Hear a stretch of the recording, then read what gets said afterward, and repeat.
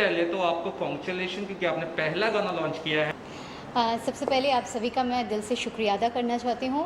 Metaverse एक ऐसा parallel universe है जहाँ पर हम सब ऑगमेंटेड वर्चुअल रियलिटी के ज़रिए अलग अलग अवतार बन जाते हैं और हमारे अवतार दुनिया के हर उस इंसान के अवतार के साथ इंटरेक्ट कर सकता है।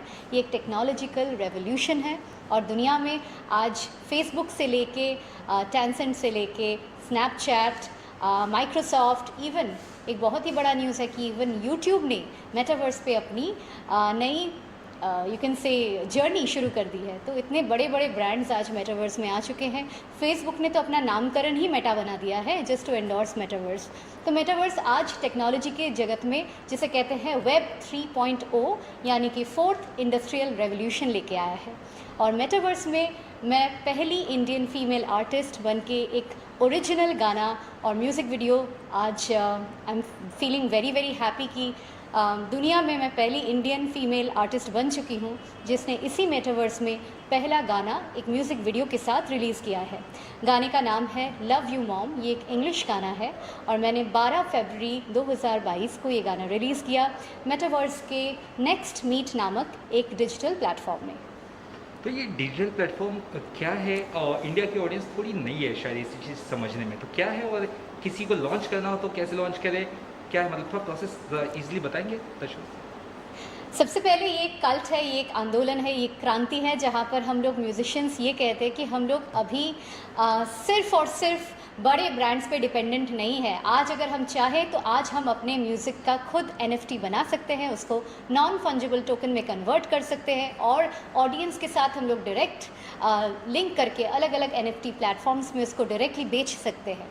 वैसे ही मेटावर्स एक ऐसा दुनिया है, ऑगमेंटेड वर्चुअल रियलिटी प्लेटफॉर्म है जहाँ पर mixed reality, augmented reality, virtual reality, इन तीनों के सहारे हम लोग अलग अलग अवतार के फॉर्मेट में कैरेक्टर्स बन के मेटावर्स में गाना रिलीज़ कर सकते हैं। मेटावर्स में हम लोग अपने प्रोडक्ट रिलीज़ कर सकते हैं। मेटावर्स में हम लोग खुद अलग अलग अवतार बन के लोगों के साथ इंटरेक्ट कर सकते हैं। हम चाहे तो यहाँ पर बैठे बैठे अमेरिका के बिल गेट्स के साथ वन ऑन वन मीट कर सकते हैं। उनका अवतार और हमारा अवतार एक दूसरे के साथ एक ही कॉफ़ी टेबल पे बैठ के इंटरेक्ट कर सकता है। तो एक अलग ही टेक्नोलॉजिकल क्रांति है और दुनिया में हमारे इंडिया में रिलायंस जियो प्लेटफॉर्म्स ने ऑलरेडी मेटावर्स पे एक बहुत बड़ा ऐलान कर दिया है कि फेसबुक के साथ साथ जियो भी अभी मेटावर्स में बहुत बड़े तरीके से आने वाली है।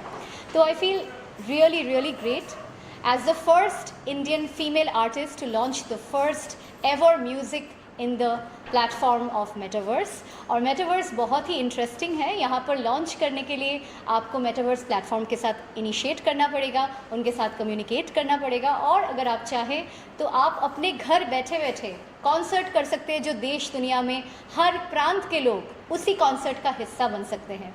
जब से लॉकडाउन शुरू हुआ हम लोग सब आइसोलेटेड हो गए, अपने घर में अलग अलग तरीके से हम लोग कैद हो गए, लेकिन मेटावर्स ने हमारा जोन को इतना बड़ा कर दिया कि घर में बैठे बैठे हम चाहे तो आज जस्टिन बीबर का कॉन्सर्ट एंजॉय कर सकते हैं, लेडी गागा का कॉन्सर्ट एंजॉय कर सकते हैं। जी हाँ, घर पे बैठे बैठे हम लोग वहाँ पर जाके पार्टिसिपेट कर सकते हैं, हम लोग वहाँ पर उछल कूद सकते हैं। तो एक ऐसा इंसान जो कभी हिल नहीं सकता है, जो व्हील चेयर पर बैठा है, वो भी मेटावर्स में आज जाके डांस कर सकता है अपना अवतार क्रिएट करके। तो मेटावर्स मैं कह रही हूँ web 3.0 that is the fourth revolution लाने का एक बहुत बड़ा ज़रिया है। तो दुनिया का ये नेक्स्ट टेक्नोलॉजिकल रेवोल्यूशन है। ये नेक्स्ट मीट के साथ आपने एक तरह से बॉन्डिंग की है या टाइप किया है, ये क्या है? और जैसे कि मुझे आपका गाना या हम सभी ऑडियंस को देखना हो आपका गाना, तो हम कैसे इस मेटावर्स में देख सकते हैं? जी, सबसे पहले मैं नेक्स्ट मीट के CEO पुष्पक जी का बहुत बहुत तहे दिल से शुक्रिया अदा करना चाहती हूँ कि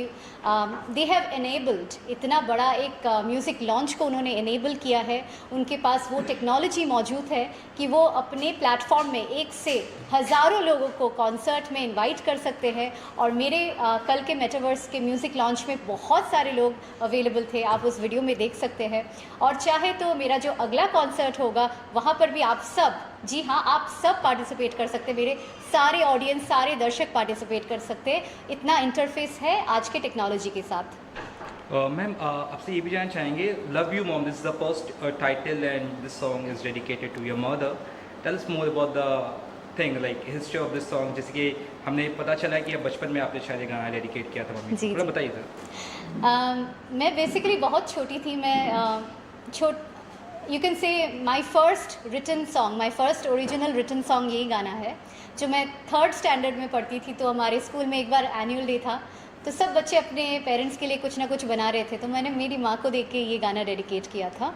और मेरे को हमेशा से मेरे दिल में ये इमोशंस थे, क्योंकि माँ को वो गाना सुन के उनकी आंखों में आंसू आ गए थे। तो मुझे हमेशा से लगा कभी अगर मैं कंपोज़र बनूँ दुनिया में, if I could ever become a composer, तो this would be my first song.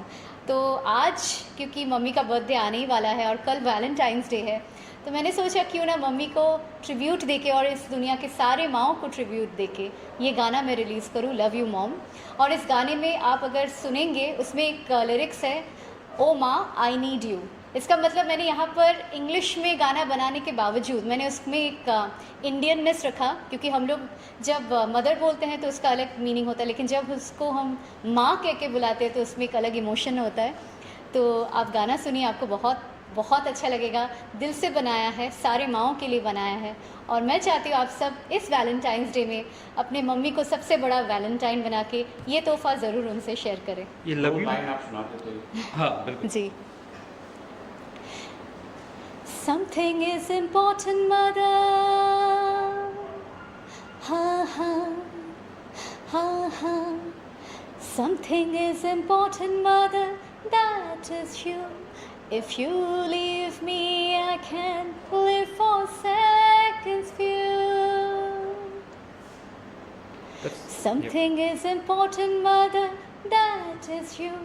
If you leave me, I can't live for seconds few. In the heaven, oh mother, mother, take me with you.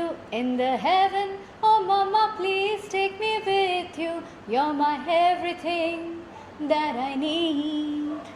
You're my everything that I need. Oh mother, you are great and I need you and you. Something is important, mother, that is you.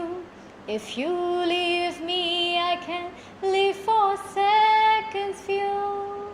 और अभी सबसे प्यारा वो line है, ओ माँ, ओ माँ, ओ माँ, ओ माँ, I need you, oh I need you, oh माँ, oh माँ, oh माँ, oh माँ, I need you, mama, I love you. दर्शकों को ये गाना कहाँ देखने को मिलेगा? They want to see love you mom song. ये गाना आप सभी को मेरे यूट्यूब चैनल विनी डायरीज़ में देखने को मिलेगा, और ये मैंने इसका ओरिजिनल वर्जन भी आज रिलीज़ किया है, लेकिन इसका जो पहले दिन का मेटावर्स रिलीज़ हुआ था वो भी मेरे यूट्यूब चैनल में आप सब देख सकते हैं। विनी डायरीज़, VINNIE DIARIES, इस यूट्यूब प्लेटफॉर्म में। इसके अलावा you also do rapping like, जी तो हाँ। हम चाहते हैं कि रैपिंग में भी कुछ दर्शकों को कुछ जी लाइक। हाँ, मैं बहुत ही खुश हूँ आप सभी से ये शेयर करने के लिए कि मैं पहली दुनिया की बंगाली फ़ीमेल रैपर बन चुकी हूँ, और मेरा पहला जो रैप था जो मैंने 2019 में आज ही के दिन रिलीज़ किया है। देखिए ये एग्जैक्टली इसको आप कोइंसिडेंस कह सकते हैं, भगवान जी का आशीर्वाद कह सकते हैं। आज के दिन जो मेरा रैप रिलीज़ हुआ था वो 3 मिलियन के आसपास, ऑलमोस्ट 2.9 मिलियन बन चुका है। आज वो अमेज़ॉन प्राइम में है, स्पॉटिफाई में है, एप्पल म्यूज़िक में है, और जियो में है। हर जगह दुनिया में वो गाना सुपरहिट हो चुका है। गाने का नाम है अपना टाइम आ गया, और ये एक ओरिजिनल रैप था, ये वुमेन एम्पावरमेंट पे था। तो आप चाहे तो मैं 2 लाइन इसका सुना सकती या हूँ। जी। छोटे से शहर की हूँ, स्मॉल टाउन गर्ल मैं, इरादे कहर एटीट्यूड ये कत्ल है, खुद के दम पे खुद से बन के खुद की राह खुद तय करके दिखा दिया लड़की होती है क्या असल में। जो बेटियों को बेड़ियों में बांधे, कहे माँ बाप के न बन पाए कांधे, जानते नहीं किस मिट्टी की बनी हूँ मैं, मिट्टी में मिला दूँ जिसको आना है आन दे। एक सोई सी चिंगारी में आग बनती जारी में, खेल नाना मुझसे अच्छे अच्छों की हूँ फाड़ी में, लड़की हूँ संस्कारी घटिया सोच को दफनारी, तुम अच्छे हो तो प्यारी बुरे लोगों की शिकारी में। क्यों? क्योंकि अपना टाइम आ गया, अपना टाइम आ गया। तू बंदा मुर्दा आया था, अब जिंदा आग लगा गया। अपना टाइम आ गया, thank you very much. Ma'am, you are already famous as Membao in Bengal, West Bengal. Just tell us about that. और अभी आगे की जर्नी क्या क्या रहेगी आपकी? मैं तो सबसे पहले मेरे बंगाली दर्शकों को थैंक यू बोलना चाहूँगी कि उन्होंने मुझे मेम बहू सीरियल में ब्रिटिश किरदार कैरल ब्राउन के रूप में बहुत अच्छे से सराहा है. और पिछले कुछ सालों तक मैं डिज़नी हॉटस्टार में और स्टार जलसा के पर्दे में थी. हमारा पहला सीरियल जो कि स्टार टीवी का सीरियल जो कि यूरोप में शूट हुआ था वो था मेम बहू, और उसमें एक फॉरेनर का किरदार प्ले करके बहुत ही अच्छा लगा था. वर्ल्ड टूर हुआ था हमारे साथ, बहुत सारे आर्टिस्ट का, और एक इंटरनेशनल एक्सपोजर मिला था वहाँ पर. उसके बाद right now I have been a part of a technology brand, और मैं करेंटली एक बहुत ही बड़े टेक्नोलॉजी ब्रांड के साथ जुड़ी हुई हूँ. मैं मेटावर्स पे बहुत सारा रिसर्च कर रही हूँ, और डिजिटल वर्ल्ड में आप कह सकते हैं वर्चुअल वर्ल्ड में virtual reality, augmented reality, mixed reality और मेटावर्स को लेके काफ़ी सारा बड़े लेवल पे रिसर्च और उसके ज़रिए एजुकेशनल एक कंटेंट बना रही हूँ. और साथ ही साथ म्यूज़िक मेरे बहुत सारे आने वाले हैं. लास्ट टाइम आपने मुझे शान के साथ बॉलीवुड के एक बहुत ही पॉपुलर म्यूज़िक वीडियो में देखा है, तू मेरा रब है दिल का मज़हब है.